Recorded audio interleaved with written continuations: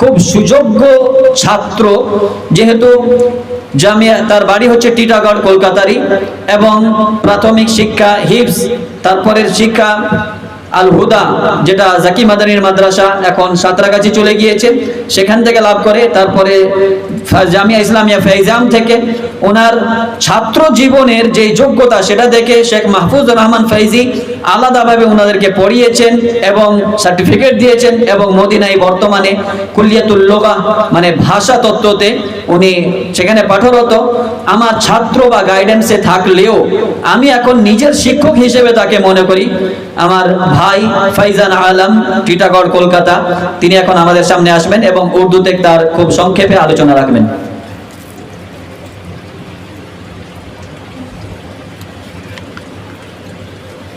السلام عليكم ورحمة الله وبركاته. الحمد لله رب العالمين والصلاة والسلام على سيد المرسلين محمد وآله وصحبه أجمعين. محترم علماء کرام، جملہ سامعین کرام اور عزیز طلبہ، اردو زبان پر گفتگو کرنا ہے، اس لیے ماحول کی رعایت کرتے ہوئے میں آپ لوگوں کے سامنے زیادہ دیر تک حائل نہیں رہوں گا۔ صرف چند نکات پر ہمیں گفتگو کرنا ہے۔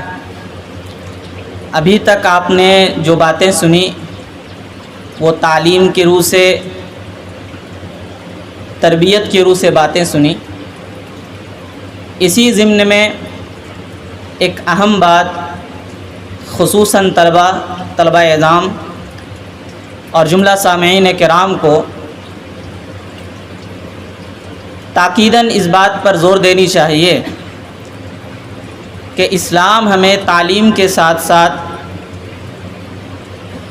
جس بات کی تلقین کرتا ہے انفرادی سطح پر،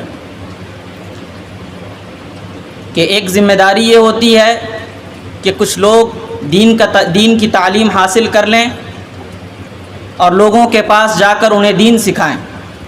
اگر گاؤں کے چند افراد اس کے لیے کھڑے ہو جائیں، دین کی تعلیم حاصل کریں، دعوت کے کام کو عام کریں، یہ اس وجہ سے گاؤں والوں کے اوپر سے یہ ذمہ داری ختم ہو جاتی ہے کہ وہ تمام کے تمام دین کی تعلیم حاصل کریں۔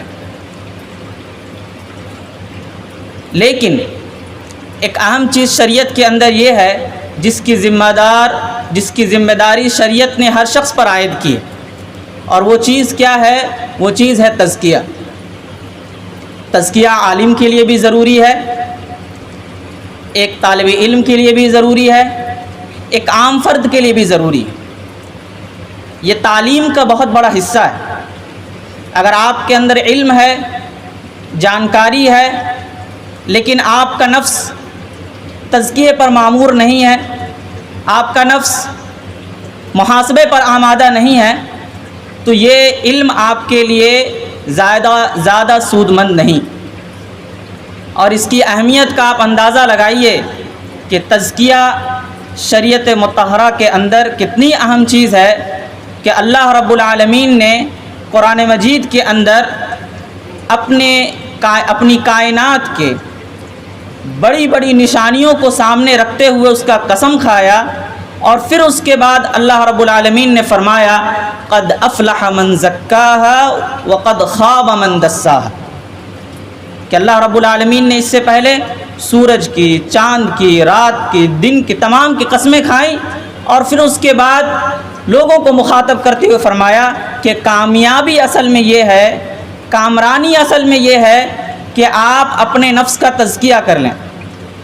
یعنی اگر آپ کے پاس علم ہے تو بہت اچھی چیز ہے، لیکن اپنے نفس کا خیال رکھنا، اپنے نفس کو برائی پر آمادہ نہ ہونے دینا، اپنے عمل میں برائی پائے جانے والے اسباب پر غور و فکر کرنا، اپنے نفس کو اطاعت کی طرف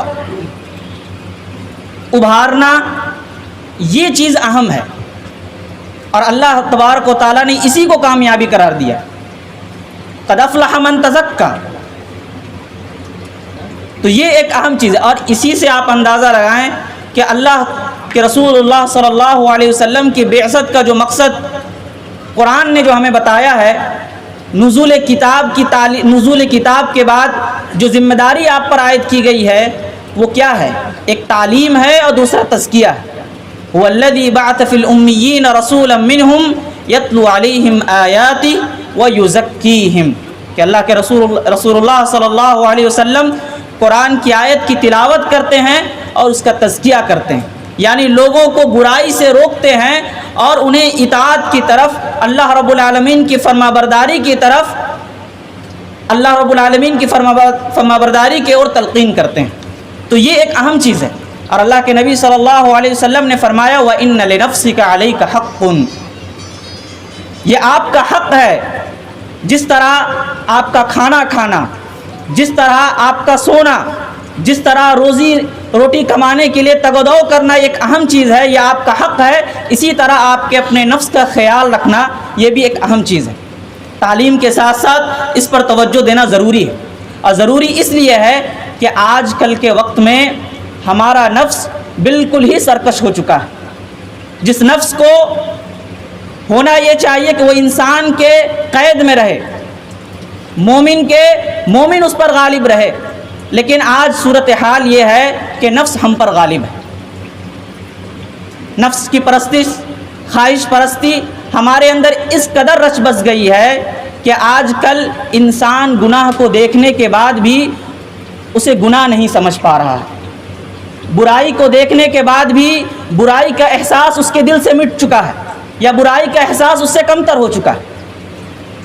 تو اس لیے ضرورت ہے کہ اس برائی کے احساس کو اگر اپنے دل میں آپ دوبارہ بیدار کرنا چاہتے ہیں تو آپ پر ضروری ہے کہ اپنے نفس کو تزکیہ پر ابھاریں، اپنے نفس کا محاسبہ کریں، اور یاد رکھیں کہ برائی صرف یہ نہیں کہ اللہ رب العالمین نے جو چیزیں منع کر دی ہیں، جس چیز سے آپ کو روک دیا ہے اس کا ارتکاب کرنا ہی برائی ہے۔ برائی یہ بھی ہے کہ اللہ نے جو آپ کو حکم دیا ہے، اللہ نے جس کام کو کرنے کی آپ کو تلقین کی ہے، اگر آپ اسے ترک کر رہے ہیں تو یہ بھی برائی ہے۔ اگر آپ گالی دے رہے ہیں، اگر آپ چوری کر رہے ہیں، تو جس طرح یہ برائی ہے اسی طرح یہ بھی برائی ہے کہ آپ نماز نہیں پڑھ رہے ہیں، آپ روزہ نہیں رکھ رہے ہیں، یعنی اللہ کے اوامر کی نافرمانی بھی برائی ہے۔ تو لہٰذا ضرورت اس بات کی ہے کہ ہم اپنے نفس کو تزکیے پر ابھاریں، تعلیم کے ساتھ ساتھ اپنے نفس کی بھی تربیت کریں، اور نفس کی تربیت کی شروعات اس بات سے ہوتی ہے کہ ہم اور آپ اپنے ایمان کا جائزہ لیں۔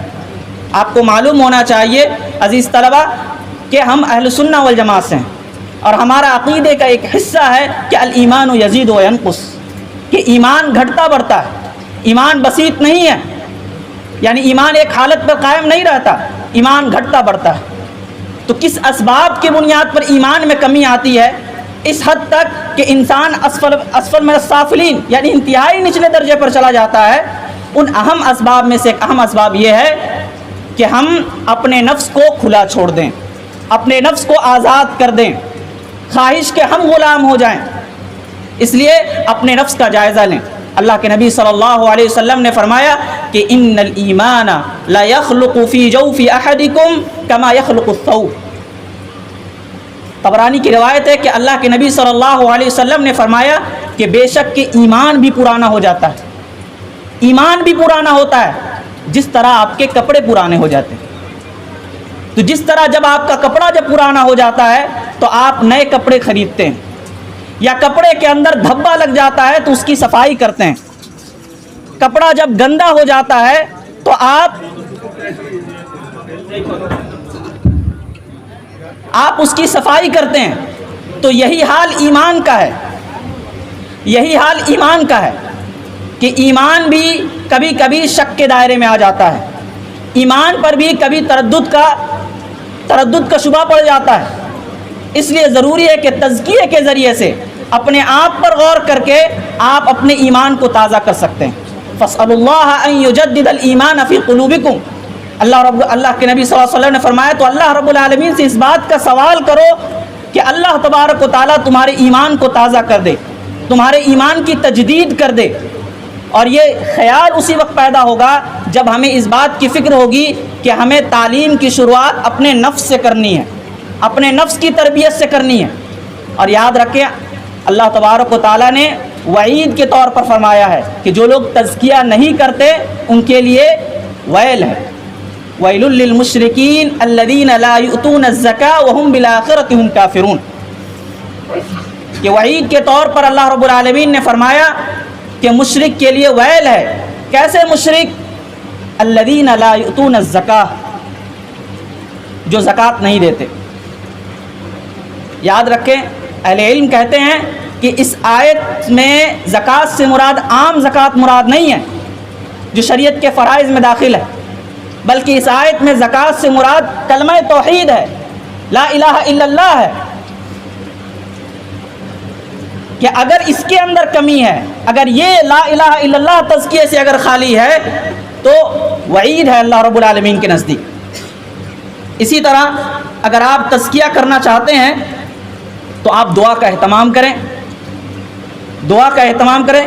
اللہ کے رسول اللہ صلی اللہ علیہ وسلم نے فرمایا ان لیس شیء اکرم علی اللہ تعالی من الدعاء, کہ اللہ رب العالمین کے نزدیک سب سے اہم چیز, سب سے مکرم جو چیز ہے وہ دعا ہے. آپ ذرا غور فرمائیں, دعا کی اہمیت اتنی زیادہ ہے اور یہ نفس کا شر اس قدر بڑھا ہوا ہو سکتا ہے انسان کی زندگی میں کہ اللہ کے نبی صلی اللہ علیہ وسلم ہر خطبے میں اپنے نفس کی برائیوں سے پناہ چاہتے تھے. ونعوذ باللہ من شرور انفسنا. اور اللہ کے رسول اللہ صلی اللہ علیہ وسلم نے ہمیں کچھ دعائیں بھی سکھائی ہیں, اس دعاؤں کا اہتمام کریں. اللہم آتی نفسی تقواہا وزکیہا وانت خیر من زکاہا انت ولیہا ومولاہا. یہ دعا آپ کے لیے بہتر کارگر ثابت ہو سکتا ہے اگر آپ کو اپنے نفس کا خیال رکھنا ہے, اگر آپ کو تعلیم کی راہ میں قائم رہنا ہے. کیونکہ تعلیم کی راہ میں سب سے بڑی جو رکاوٹ پیدا ہو سکتی ہے ایک طالب علم کے لیے, ایک عالم کے لیے, وہ یہ ہے کہ وہ اپنے نفس کا غلام ہو جائے, اپنے نفس کی پرستش کرنا شروع کر دے. اور ایک آخری بات یہ کہ ہم اور آپ اس بات کا اہتمام کریں کہ جیسے اہل علم کہتے ہیں تخلیہ اور تصفیہ, کہ اگر آپ اپنے نفس کی تربیت اگر کرنا چاہتے ہیں تو آپ پر ذمہ داری یہ ہے کہ پہلے اپنے نفس کی برائی سے اپنے آپ کو اپنی برائیوں سے دور کریں. خذ من اموالہم صدقۃ تطہرہم وتزکیہم, کہ مال اللہ رب العالمین کی راہ میں دینے کا سب سے پہلا فائدہ کیا ہوتا ہے؟ تطہرہم, آپ کو گندگیوں سے وہ دور کرتا ہے. وتزکیہم, اس کے بعد آپ کا تزکیہ ہوتا ہے, اس کے بعد آپ اطاعت کی طرف آئیں گے. تو اگر آپ کو اطاعت کی طرف, اللہ اس کے رسول کے فرما برداری کی طرف اگر آنا ہے تو ضرورت پہلے یہ ہے کہ اپنے دلوں سے پہلے برائی کو دور کریں. یہ دونوں چیزیں ایک جگہ جمع نہیں ہو سکتی. اسی طرح آخری چیز یہ ہے جس پر میں اپنی بات ختم کرتا ہوں کہ اگر آپ کو تزکیہ کا اہتمام کرنا ہے تعلیم کے ساتھ ساتھ تو ضرورت یہ ہے کہ آپ بہترین صحبت اختیار کریں, بہترین دوست بنائیں, بہترین لوگوں کے ساتھ اٹھنا بیٹھنا شروع کریں. آپ ذرا غور فرمائیں کہ اللہ کے رسول اللہ صلی اللہ علیہ وسلم کو رب العالمین نے یہ تلقین فرمائی کہ وَاصْبِرْ نَفْسَكَ مَعَ الَّذِينَ يَدْعُونَ رَبَّهُمْ بِالْغَدَاةِ وَالْعَشِيِّ, کہ اللہ کے نبی آپ جو ہیں ان لوگوں کے ساتھ صبر کا اہتمام کریں جو صبح و شام اللہ رب العالمین کو پکارتے ہیں.